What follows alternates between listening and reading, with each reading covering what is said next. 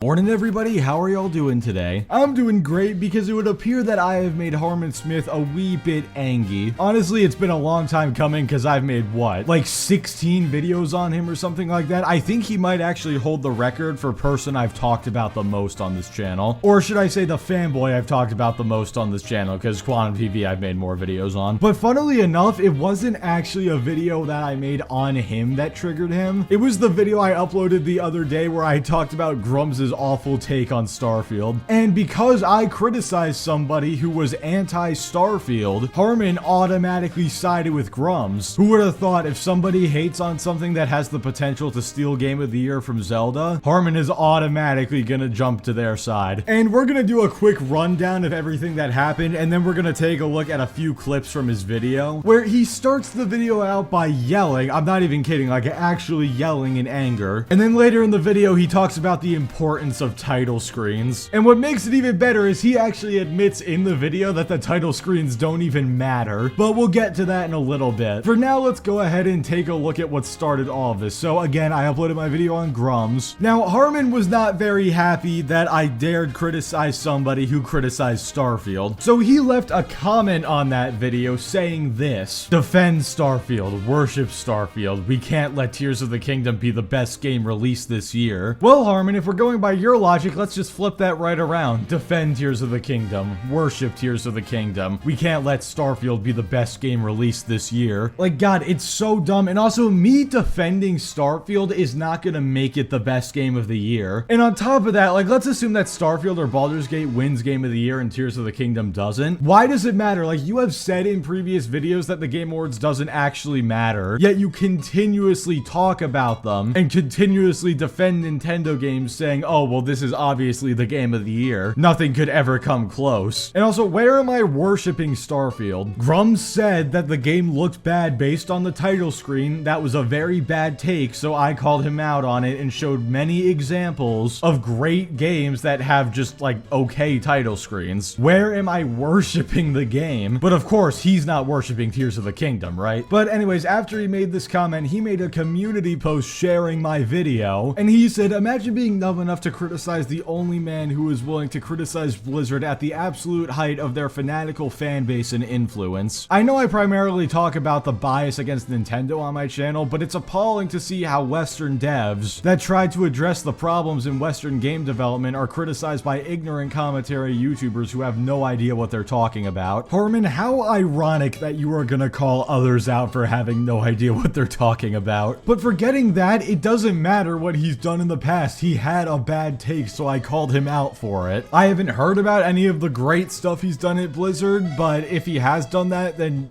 good for him. I have a hard time believing that he did anything good considering what happened with Red 5 Studios. But either way, that point is completely irrelevant. He had a bad take on a title screen, I called him out for it. That's the end of it. And really quickly, I just want to give this guy the credit he deserves. Shout out to Mr. Runer45 for absolutely schooling Harman in the comment section and ratioing him on his own post. I'm not gonna read everything that's up there, so pause the video if you want to read it, but it's absolutely glorious. But yeah, anyway, now we're gonna take a look at some of the clips from the video that he uploaded about this. Now, God, I just am so upset. He still will not say my name. He'll happily say Alex's name, but he never mentions me. I am disappointed. But yeah, in all seriousness, now let's go ahead and get into the first clip.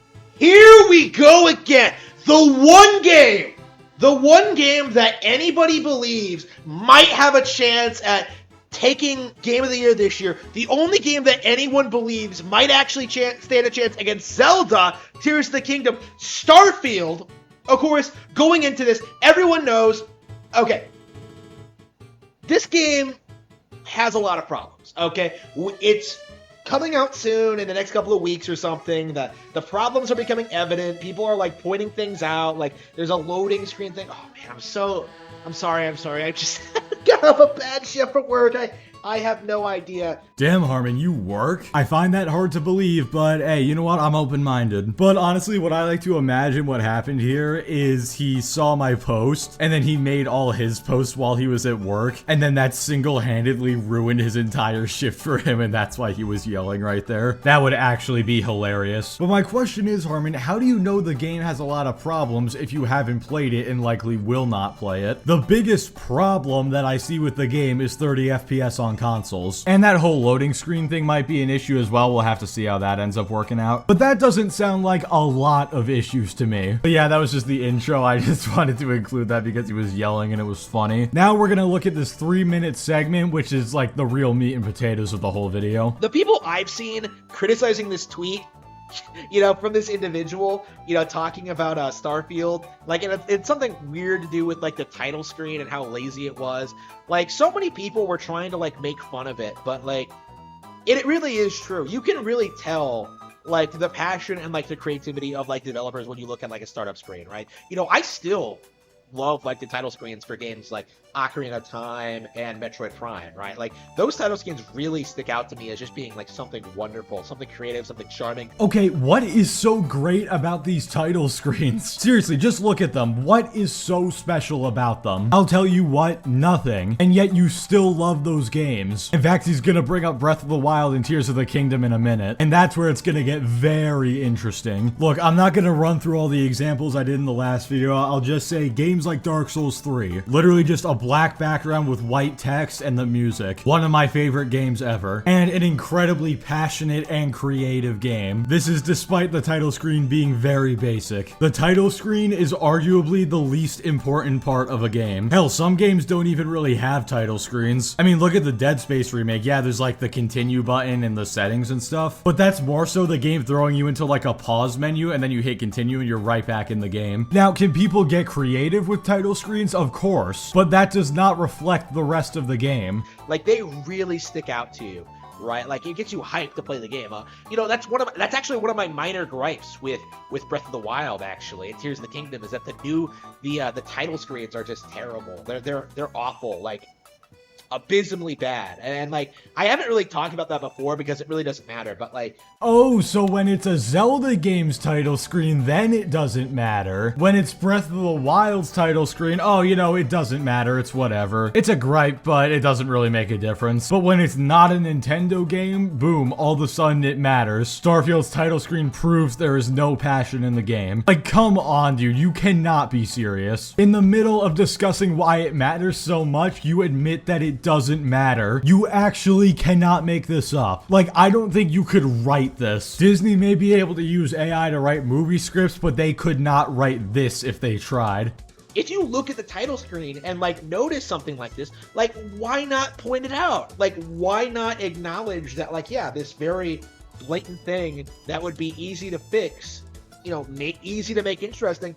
Like, it just goes to show you that the developers don't care. Like, how many of us like booted up Super Mario 64 for the first time and then like spent like 5 minutes or so like playing around with that Mario face, right?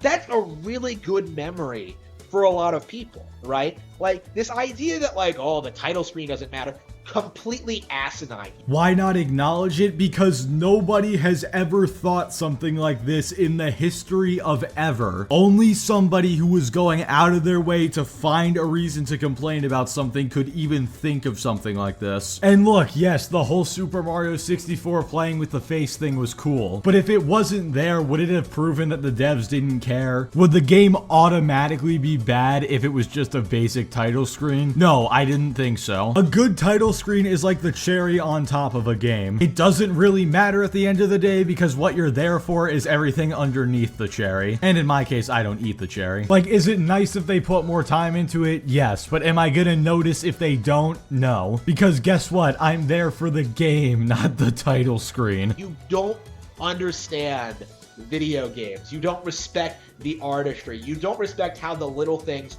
do matter. And it's why you're so fixated on hyping up like every big AAA game, because you have no idea of what a quality product is actually like, right? You have never played a good video game in your life if you're even remotely excited for Starfield, because those of us who do like video games.